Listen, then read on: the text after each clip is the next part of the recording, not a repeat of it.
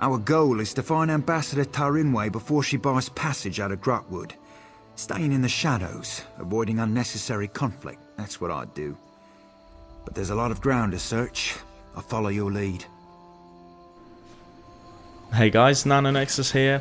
I thought I'd let Azareth do the sort of recap for me there. So as he said, we're heading into the Middens right now to find the Altmer Ambassador Tarinwe. The King of the Wood Elves believes she's been up to no good, and neither do I, to be honest with you.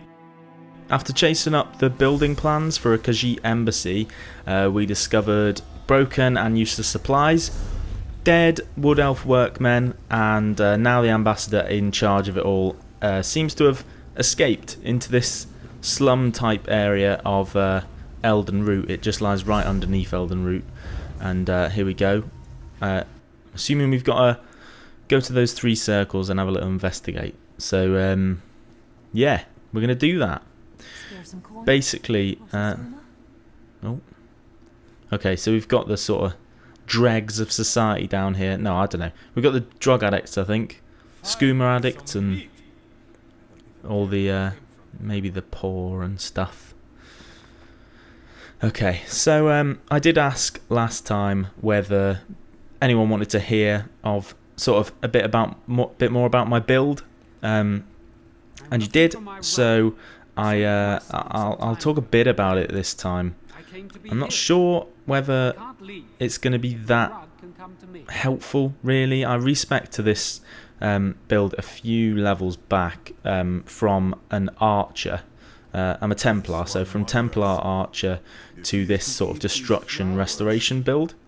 I'm still learning what's what and how I'm supposed to really play, or I guess how I play, how I prefer to play with this sort of character. So it might not be a guide necessarily, just more of a sort of light insight into my build at the moment. So of course I've got the destruction staff, and my main aim really is to never let anyone hit me. So basically I'm kiting them, moving around, damaging, and then knocking them back if they get too close.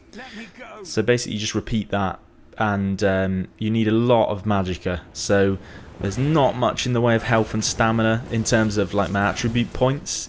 I've actually got 14 attribute points in magic, 2 in health, and then I think 1 in stamina. I don't know why I put that in there. Maybe it was, I think I was running one time and it ran out too fast, and I was just like, do you know what, I want a bit more stamina. But that was probably a bit stupid. I could do with it in magicka, to be honest. But anyway. Please, they might come into the tent at any moment. The only chance I have to get away while they aren't looking. Who did this? Bandits. Something about the land being theirs. As if land belongs to any of us. Please, I don't know anymore. I just want to get out of here. Okay, so that's a bit more about... I'm guessing that's a bit more about what Tarinwe's doing. She seems like a bit of a rebel, again. Same as the... Oh god, what's she called? The thingy queen, the veiled heritance person. So she obviously isn't happy about the alliance, I guess. So as I was saying, my build, the Altmer, the High Elf, gives me a magicka pool and sort of magic regen bonus, and also magicka damage overall, and also some Destro staff experience gain. So that was really helpful when I respec'd. You get 15% extra experience gains, so that was pretty quick to learn that. So if you're respecing later on, perhaps, I know someone said, oh, I can't remember your name now, sorry, but someone did comment saying that they had a Templar and they were going to respec, and yeah, it's good if you're High Elf, basically. Helps out. So Altmer's pretty much best for like damage dealing with less focus on healing, and also you get a plus damage with elemental effects as well. So yeah, I'm focusing on Dawn's Wrath at the moment. That's the sort of skill tree that I'm focusing on, which has more sort of defensive and blocking, and also reflecting enemies' abilities and attacks back at them. And if I need healing, I can switch to my restoration staff, which I really haven't put any work into at all. It's a real mess, and there's pretty much no point showing you. I did use it a couple of seconds ago, just I don't know why. Didn't even need healing, I don't think. But yeah, I'm still getting to grips with it really. But yeah, that's it really in terms of why Altmer's good, and sort of what my main aim is to not let people hit me. In terms of armor, I'm going for sort of a mix of all three right now, so that I'm leveling them all, so that if I find near the end I want to respec again or anything like that really, I set myself up so that I can use light, medium and heavy basically later on, because I don't know what's going to happen. So I'm leveling them all up so it won't take ages and ages to grind level them. So light is giving me, well, if I spend points on the passives, which I haven't yet, light would give me magicka and spell resistance.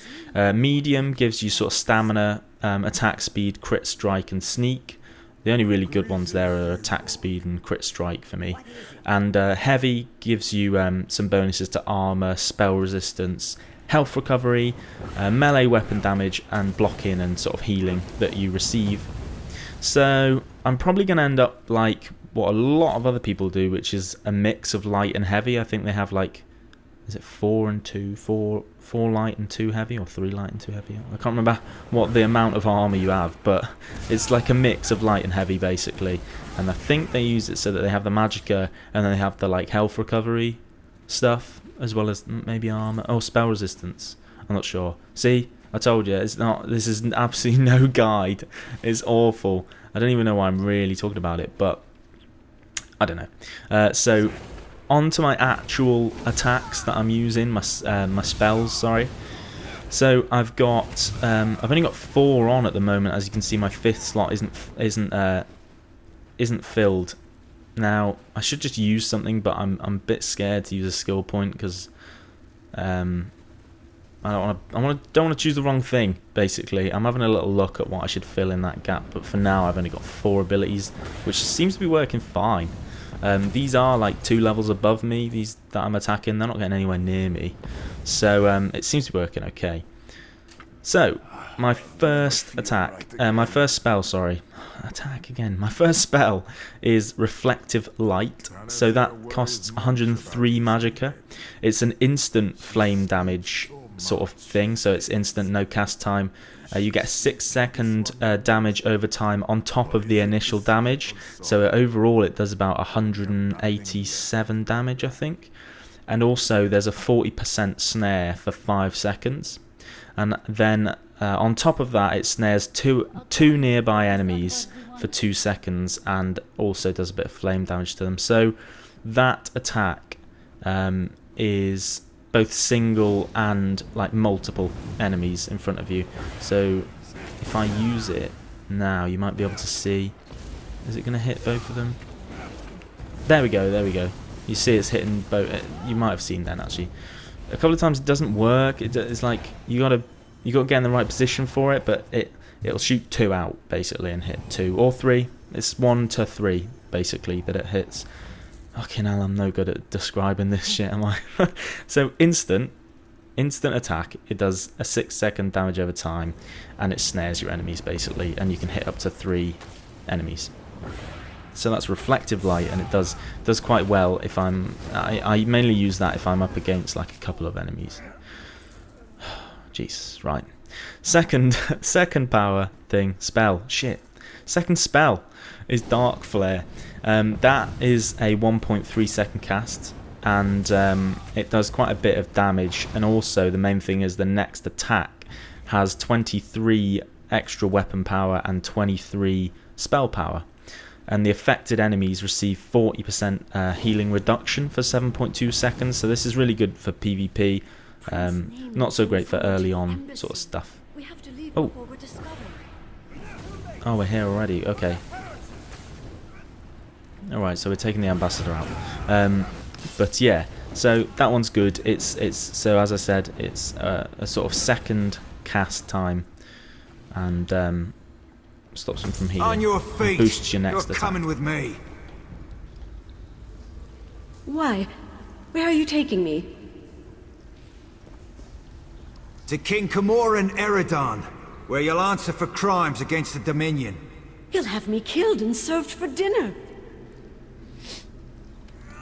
Only if you're proven guilty. And if you are, none of us could stomach you. Now get moving. Good working with you. I'll take her from here. You should inform the king of the good news. Oh, they're friends with me now, are they? I don't think these will attack me. They're so awkward sometimes, those bits where they talk to each other, where the AI talk to each other. They're really weird sometimes. Like, the timing's just awful. But anyway, yeah. So those are my first two spells. Right, can I get the other three in? Alright. So, Binding Javelin is my third one. You hurl a spear for 86 damage and you knock back the target for 5 meters for 3 seconds. This is good because if anyone gets close, you can you can knock them back. This one's 5 meters. Now I use this. It's not as long range as Fire Clench, which is my next one.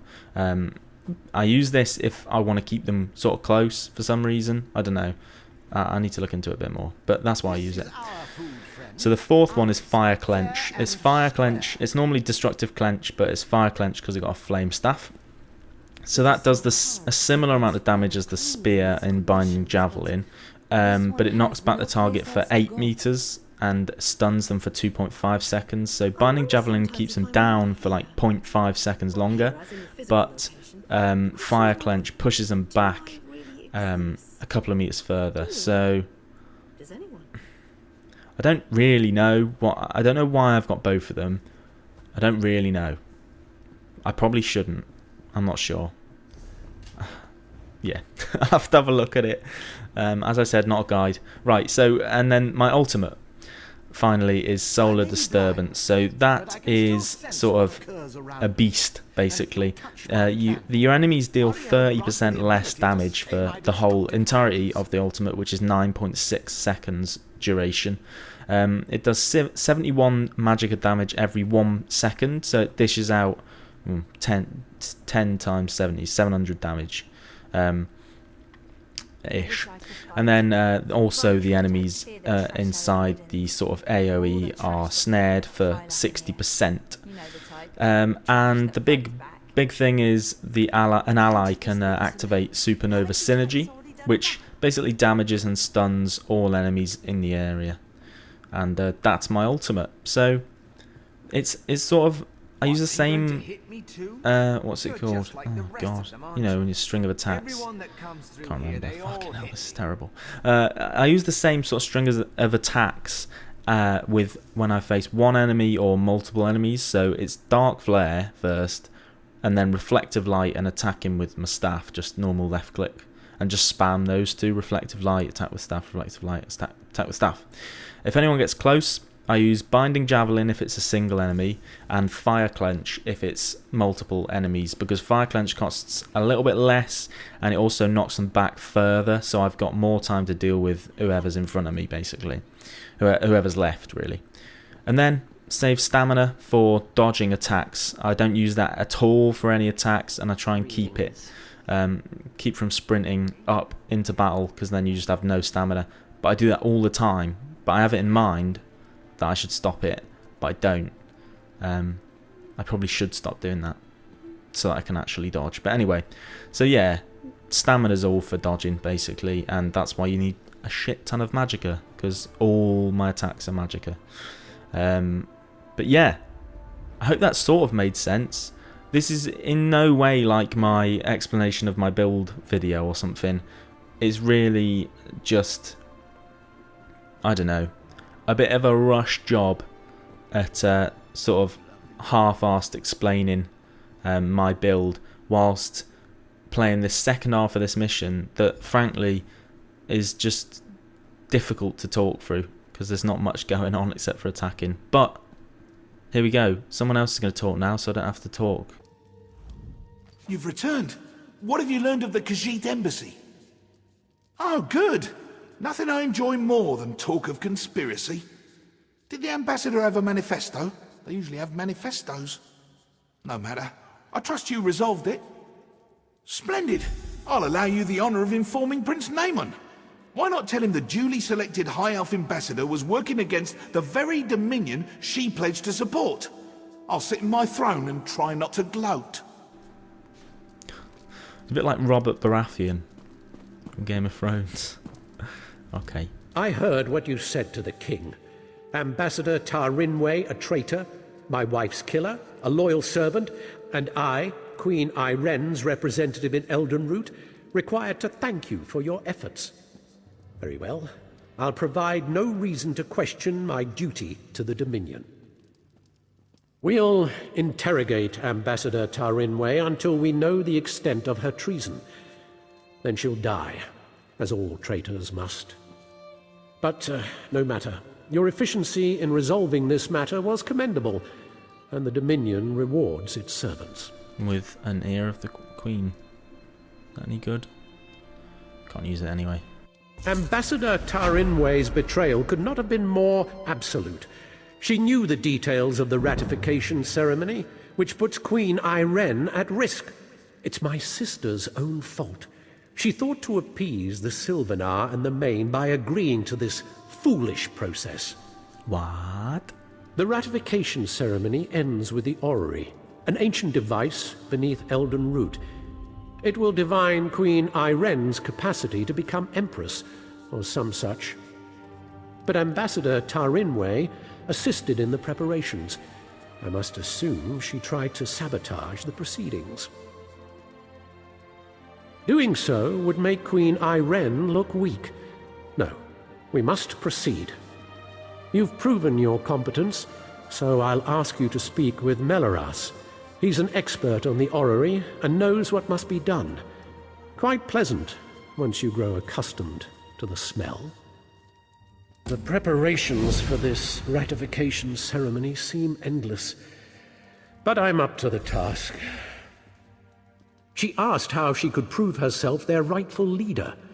The Sylvanar suggested the orrery nonsense, and the Main agreed. Of course, neither will be present to see it, yet my sister is held to her pledge. How unexpected. Khajiit political excuses are impossible to discern. I know the Main will not be present, and that's all I care to know. As for the Sylvanar, he died on Kenathi's roost. Thought he could negotiate with the filthy Sea Elves. King Camoran Aeradan. It's beneath his city, so there's no turning him away. And myself, of course.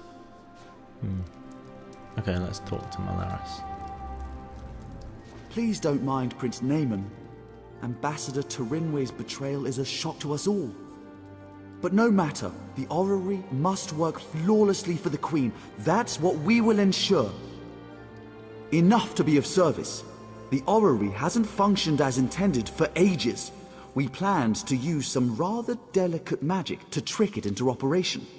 But if Prince Naaman believes there was sabotage, we must look to an alternative method. Why, we'll look to the past!